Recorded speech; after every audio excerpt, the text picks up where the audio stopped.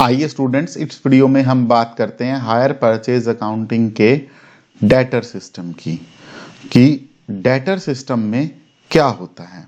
देखिए, जब debtor system बोला जाता है हायर परचेज अकाउंटिंग का, तो उस केस में आपको बनाना है hire purchase trading account. Hire purchase trading account से जो कैलकुलेट करना है वो नेट प्रॉफिट करना है। तो इसके लिए आपको ये 3 अकाउंट बनाने पड़ेंगे। देखिए 3 अकाउंट्स, जिसको स्टॉक एट शॉप अकाउंट या शॉप स्टॉक अकाउंट के नाम से जाना जाता है, जब बोला जाता है, जो कॉस्ट प्राइस पर बनेगा। उसके बाद सेकंड जो अकाउंट आता है वो आता है स्टॉक विद कस्टमर अकाउंट, जो हायर परचेज प्राइस पर बनेगा, या इसी का दूसरा नाम है इंस्टॉलमेंट नोट ड्यू अकाउंट, या इसी को बोलते हैं हायर परचेज स्टॉक अकाउंट। इसके 3 नाम हो सकते हैं। ट्रांजैक्शन वही रहेंगी।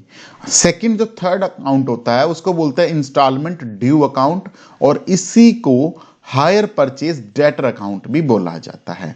तो आइए देखिए क्वेश्चन में क्या इंफॉर्मेशन हो सकती है और आपको क्या कैलकुलेट करना है और कैसे इस क्वेश्चन को सॉल्व करेंगे। देखिए, जब ये 3 अकाउंट्स गिवन है, तीनों अकाउंट का ओपनिंग बैलेंस गिवन होगा। Opening balance stock at shop at cost, stock with customer, instalment due account, तीनों का यहां पर है कि ओपनिंग बैलेंस। ये तो आपको ओपनिंग बैलेंस गिवन है। और उसके बाद देखिए ऐसे ही तीनों अकाउंट का क्लोजिंग बैलेंस भी होगा। ऑल 3 का क्लोजिंग अकाउंट भी होगा। अब ये कुछ ट्रांजैक्शंस है जो ड्यूरिंग द ईयर गिवन है कि गुड सोल्ड है, गुड सोल्ड है 18,000 की, कैश रिसीव्ड है 22,000 का, purchase is 10,000, goods repossessed market value, MV का मतलब market value 2000, goods repossessed note due. Note due का भी एक मतलब होता है कि ये वो अमाउंट होता है जो कस्टमर पे अभी ड्यू नहीं किया था, और ना ही जब ड्यू नहीं किया तो उसने पे भी नहीं किया, गुड्स रिपोजेस हो गई है उसकी। नेक्स्ट, ये जो अमाउंट होता है ये वो गुड्स रिपोजेस का अमाउंट होता है ड्यू बट नॉट पेड, कि कस्टमर पे ड्यू किया था कि भाई हमें पेमेंट कीजिए, बट उसने पे नहीं किया, 5000 नहीं किया, हमने गुड्स रिपोजेस कर ली। यानी जो टोटल आउटस्टैंडिंग थी, यहां पर देखिए टोटल आउटस्टैंडिंग थी जो कस्टमर पे वो 15,000 की थी, जिसके 2 पार्ट। इसका मतलब ये है कि 15,000 गुड्स रिपोजेस्ड में टोटल आउटस्टैंडिंग जो कस्टमर की थी वो 15,000 की थी। नेक्स्ट चलते हैं क्लोजिंग बैलेंस। अब देखिए सबसे पहले जो अकाउंट बनाना है वो बनाना है स्टॉक एट शॉप अकाउंट का। इसके अंदर 4 एंट्रीज होती है और ये बनता है कॉस्ट प्राइस पे। ओपनिंग बैलेंस, क्लोजिंग बैलेंस, और ओपनिंग बैलेंस के बाद ये परचेजेस है जो क्वेश्चन में गिवन है, ये good sold during the year. ये जो अमाउंट है good sold during the year, ये है सेल्स एट कोस्ट।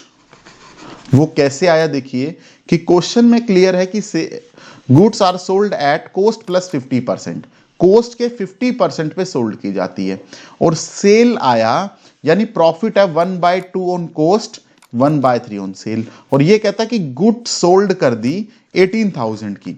जब गुड्स 18,000 की सोल्ड कर दी यानी सेल्स पे प्रॉफिट है 1/3, और इसमें से 6,000 माइनस करेंगे तो ये आ गया 12,000। अब 12,000 ये रहा गुड सोल्ड।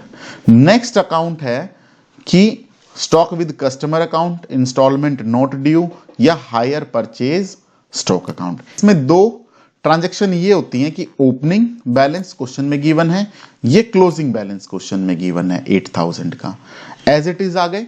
उसके बाद good sold during the year, ये यहां पर शिफ्ट होता है, और जो ये शिफ्ट होता है ये सेलिंग प्राइस पर है, हायर परचेज प्राइस पर है। और हायर परचेज प्राइस में क्वेश्चन में गिवन है कि गुड सोल्ड 18,000 की, ये एज इट इज शिफ्ट होगी। उसके बाद ये बैलेंस सीडी जो होता है हायर परचेज स्टॉक अकाउंट का, या इंस्टॉलमेंट नोट ड्यू का, या स्टॉक विद कस्टमर अकाउंट का, ये अमाउंट होता है नोट ड्यू नोट पेड। ना तो कस्टमर पे ड्यू किया गया है, ना ही उन्होंने पे किया है। उसके बाद आता है गुड्स रिपोजेस्ड। गुड्स रिपोजेस्ट यहां पर आएगा नोट ड्यू वाला अमाउंट 10,000 जो क्वेश्चन में गिवन है।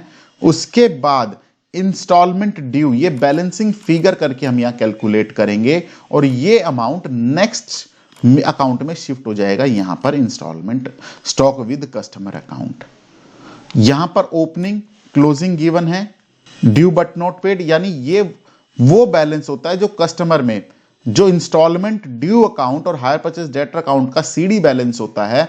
ये ड्यू बट नॉट पेड का मतलब ये कस्टमर से ड्यू किया गया था, उनसे मांगा गया था कि आप ये पैसा सबमिट कीजिए, पैसा दीजिए, बट उन्होंने पे नहीं किया और नेक्स्ट ईयर में ये बैलेंस बीडी बन जाएगा। तो इस अकाउंट में नेक्स्ट आता है कैश अकाउंट, जितना कस्टमर ने कैश पे किया, और ये होता है goods repossessed due but not paid. Customer से डिमांड की गई थी कि आप पे कीजिए, उन्होंने पे नहीं किया, उनकी गुड्स रिपोजेस्ट हो गई हैं। ठीक है, अब जो बात आती है हायर परचेज अकाउंट की, देखिए इन्हीं अकाउंट में से हायर परचेज ट्रेडिंग अकाउंट की इंफॉर्मेशन को शिफ्ट किया जाएगा। हायर परचेज ट्रेडिंग अकाउंट में देखिए सबसे पहले यहां पर आता है debit credit hire purchase trading account, जो हमारे तीनों अकाउंट क्वेश्चन में थे उनका ओपनिंग बैलेंस। उसके बाद क्वेश्चन में थी परचेज गिवन, उसके बाद ये है क्लोजिंग बैलेंस जो क्वेश्चन में गिवन है। तीनों अकाउंट के आप यहां से सीडी बैलेंस लिखेंगे, यहां से बीडी बैलेंस लिखेंगे। उसके बाद देखिए ये जो स्टॉक है, ये स्टॉक विद कस्टमर, ये सेलिंग प्राइस पर है, इनवॉइस प्राइस पर, इसकी लोडिंग होती है 1/3, 1/2 ऑन कॉस्ट, 1/3 ऑन सेल्स। तो इसकी लोडिंग स्टॉक रिजर्व के नाम से होगी, कैंसिल यहां पर क्रेडिट साइड में। ऐसे ही जो ये 8,000 की स्टॉक विद कस्टमर है, इसके भी 1/3 यहां पर लोडिंग कैंसिल हो जाएगी डेबिट साइड में। उसके बाद कैश रिसीव्ड फ्रॉम कस्टमर और मार्केट वैल्यू ऑफ गुड्स रिपोजेस्ट आता है यहां पर ट्रेडिंग अकाउंट में। जो स्टॉक विद कस्टमर अकाउंट में आएगा, ये नॉट ड्यू अमाउंट है, नॉट ड्यू, जो कस्टमर पे आउटस्टैंडिंग था, ड्यू ही नहीं किया, ये वो अमाउंट है जो ड्यू बट नॉट पेड। लेकिन ट्रेडिंग अकाउंट में जो दिखाएंगे वो दिखाएंगे मार्केट वैल्यू से। उसके बाद ये इंफॉर्मेशन शिफ्ट हो गई। अगर हायर परचेज में कोई एक्सपेंस है, कोई रेंट है, इलेक्ट्रिसिटी है, कोई और एक्सपेंस दिखा रखा है, तो आप यहां पर उसको शो करते हैं। हम यहां एज्यूम करते हैं कि ये नील है। उसके बाद टोटल कर दीजिए। अगर क्रेडिट साइड ज्यादा है तो इट मींस नेट प्रॉफिट आ जाएगा, जो हमारे केस में 333 रुपीज का है, और अदरवाइज डेबिट साइड ज्यादा है तो यहां पर बाय नेट लॉस आ जाएगा। ये डिपेंड करता है क्वेश्चन टू क्वेश्चन। अब बात ये आती है कि ऊपर जो हम 3 अकाउंट बना करके आए हैं, उनकी हमें जरूरत क्या है, हमने क्यों बनाया वो, या क्या उसकी नीड थी।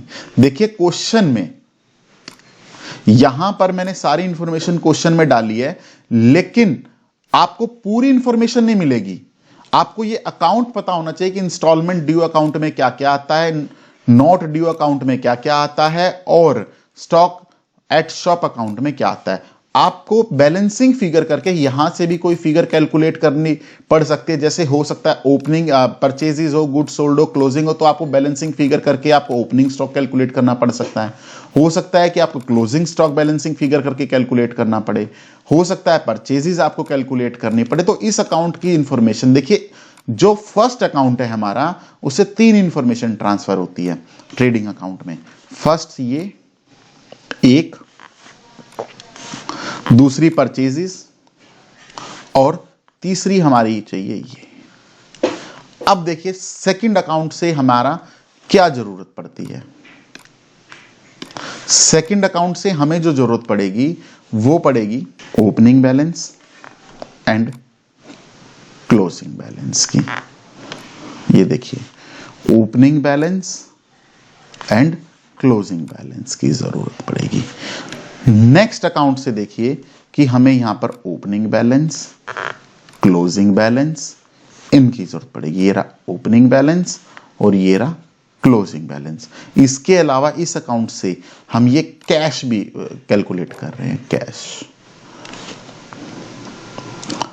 तो ये इंफॉर्मेशन के लिए हमें ये अकाउंट हो सकता है कैश को इंस्टॉलमेंट ड्यू अकाउंट में, हायर परचेज में हो सकता है इसको बैलेंसिंग फिगर करके कैलकुलेट करना पड़े, हो सकता है इसको कैलकुलेट करना पड़े, और हो सकता है कि आपको कैश को बैलेंसिंग फिगर करके कैलकुलेट करना पड़ते हैं। उसके बाद जो ये अकाउंट है यहां से दो ही इंफॉर्मेशन ट्रांसफर होती है, opening balance and closing balance. तो हो सकता है इसको बैलेंसिंग फिगर कैलकुलेट करना पड़े, इसको बैलेंसिंग फिगर करके कैलकुलेट करना पड़े।